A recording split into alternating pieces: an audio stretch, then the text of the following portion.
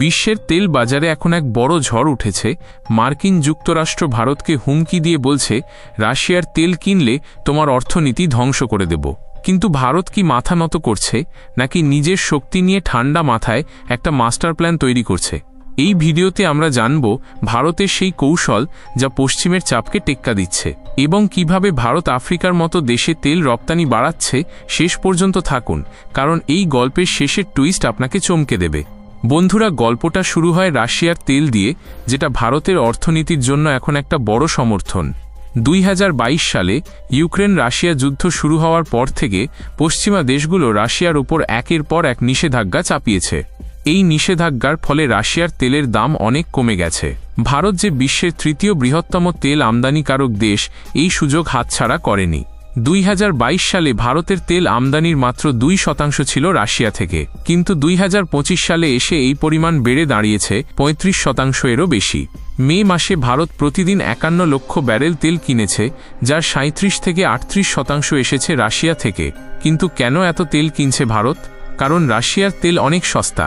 এটা ভারতের জনগণের জন্য পেট্রোল ডিজেলের দাম কমিয়ে রাখতে সাহায্য করছে। আর একটা বড় কথা হলো, ভারত এই তেল শুধু নিজের জন্য ব্যবহার করছে না, বরং পরিশোধন করে ডিজেল, পেট্রোল আরও অন্যান্য জ্বালানি পণ্য আফ্রিকা আর এশিয়ায় রপ্তানি করছে।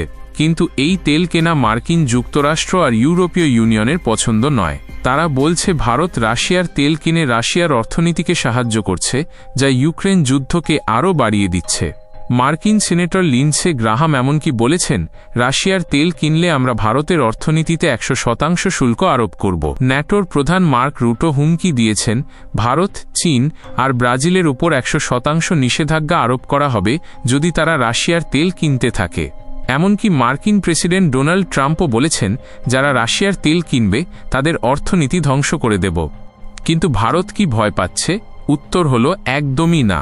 ভারতের পররাষ্ট্র সচিব বিক্রম মিশ্রি স্পষ্ট বলেছেন, আমাদের শক্তি নিরাপত্তা আমাদের প্রথম অগ্রাধিকার। আমরা বিশ্ববাজারের বাস্তবতার উপর ভিত্তি করে সিদ্ধান্ত নিই। দ্বিমুখী মানদণ্ডের বিরুদ্ধে আমরা সতর্ক করছি। ভারতের পেট্রোলিয়াম মন্ত্রী হরদীপ সিং পুরীও বলেছেন, বিশ্ববাজারে তেলের সরবরাহ যথেষ্ট আছে। রাশিয়া না থাকলে তেলের দাম ব্যারেল প্রতি $130 ছাড়িয়ে যেত। এবার আসি মূল বিষয়ে। মার্কিন আর ইউরোপীয় ইউনিয়নের চাপ সত্ত্বেও ভারত শুধু রাশিয়ার তেল কিনেই চলছে না, বরং এই তেল পরিশোধন করে নতুন বাজারে রপ্তানি করছে, যেমন আফ্রিকা আর এশিয়ায়। 2024 সালে ভারতের ডিজেল রপ্তানি আফ্রিকায় 38% বেড়েছে। এই রপ্তানির পিছনে বড় ভূমিকা নিয়েছে নয়রা এনার্জির মতো কোম্পানি, যারা রাশিয়ার তেল পরিশোধন করে ডিজেল তৈরি করছে।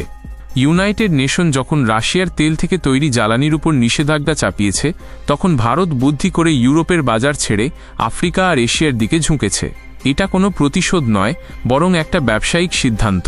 ভারতের রিফাইনারিগুলো, যেমন নয়রা এনার্জি, 70,000 কোটি টাকার বিনিয়োগ করেছে তাদের ক্ষমতা বাড়াতে। এমনকি ইউএর নিষেধাজ্ঞার বিরুদ্ধে তারা আইনি লড়াইয়ের হুমকিও দিয়েছে। আফ্রিকায় ডিজেলের চাহিদা বাড়ছে, বিশেষ করে নাইজেরিয়া, দক্ষিণ আফ্রিকার মতো দেশে। এশিয়ায়ও ভারতের ডিজেল যাচ্ছে দেশগুলোতে যেখানে সস্তা জ্বালানির চাহিদা অনেক। এই রপ্তানি ভারতের অর্থনীতিকে শক্তিশালী করছে। 2024 সালে ভারতের তেল রপ্তানি থেকে আয় বেড়ে দাঁড়িয়েছে $100 কোটিরও বেশি। এই কৌশল শুধু ভারতের শক্তি নিরাপত্তা নিশ্চিত করছে না, বরং বিশ্ববাজারে ভারতের অবস্থানকে আরও মজবুত করছে। মার্কিন যুক্তরাষ্ট্রের হুমকি সত্ত্বেও ভারত বলছে, আমরা আমাদের জনগণের স্বার্থে কাজ করব। এমনকি ভারত এখন মধ্যপ্রাচ্যের দেশগুলো যেমন সৌদি আরব, ইরাক এবং নতুন করে ব্রাজিলের তেলের উপর নির্ভরতা বাড়াচ্ছে, যাতে রাশিয়ার উপর একমুখী নির্ভরতা না থাকে। তাহলে ভারতের এই কৌশল কিভাবে কাজ করছে? প্রথমত, ভারত রাশিয়ার তেল কিনে নিজের অর্থনীতিকে স্থিতিশীল রাখছে। দ্বিতীয়ত, এই তেল পরিশোধন করে নতুন বাজারে রপ্তানি করে ভারত বিশ্ববাজারে নিজের প্রভাব বাড়াচ্ছে। তৃতীয়ত, ভারত পশ্চিমা দেশগুলোর চাপের মুখে মাথা নত না করে বলছে, আমরা আমাদের স্বার্থ দেখব। এই কৌশলের ঝুঁকিও আছে। মার্কিন নিষেধাজ্ঞা যদি আরও কঠোর হয়, তাহলে ভারতের রপ্তানি বাধাগ্রস্ত হতে পারে। ইতিমধ্যে মার্কিন যুক্তরাষ্ট্র 183টি তেলবাহী জাহাজের উপর নিষেধাজ্ঞা আরোপ করেছে। এছাড়া লোহিত সাগরের নিরাপত্তা সংকটের কারণে শিপিং খরচ বেড়ে গেছে, যা ভারতের তেল আমদানি ও রপ্তানিকে প্রভাবিত করেছে। তবু ভারতের পেট্রোলিয়াম মন্ত্রী বলেছেন, আমাদের তেলের সরবরাহে কোনো ঘাটতি হবে না। ভারত এখন মধ্যপ্রাচ্য আর আমেরিকা থেকেও তেল আমদানি বাড়িয়েছে। জুন মাসে আমেরিকা থেকে দৈনিক 4.39 লক্ষ ব্যারেল তেল আমদানি করেছে ভারত, যা গত 2 বছরের মধ্যে সর্বোচ্চ।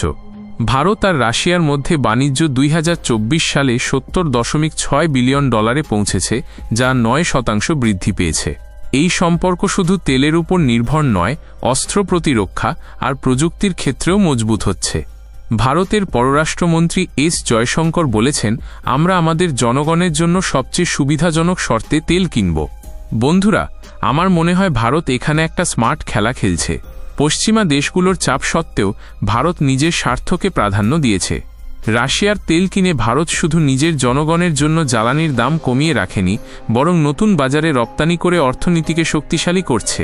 এটা দেখায় ভারত এখন আর কারো চাপের কাছে মাথা নত করবে না। কিন্তু একটা কথা মনে রাখতে হবে, বিশ্ববাজারে তেলের খেলা কখনো সহজ নয়। মার্কিন নিষেধাজ্ঞা, লোহিত সাগরের সংকট আর রাশিয়ার তেলের উপর নির্ভরতা কমানোর চ্যালেঞ্জ ভারতের সামনে রয়েছে। তবু ভারতের এই কৌশল দেখায় আমরা নিজেদের পথে এগিয়ে থাকতে প্রস্তুত। এই গল্প শুধু তেলের নয়, এটা ভারতের আত্মনির্ভরতার গল্প। আপনারা কি মনে করেন, ভারতের এই কৌশল কি সঠিক, নাকি পশ্চিমা চাপের কাছে মাথা নত করা উচিত? কমেন্টে আপনার মতো জানান। এই ভিডিওটি লাইক করুন, শেয়ার করুন আর আমাদের চ্যানেল সাবস্ক্রাইব করতে ভুলবেন না। বিশ্বের আরও এমন খবর জানতে আমাদের সঙ্গে থাকুন।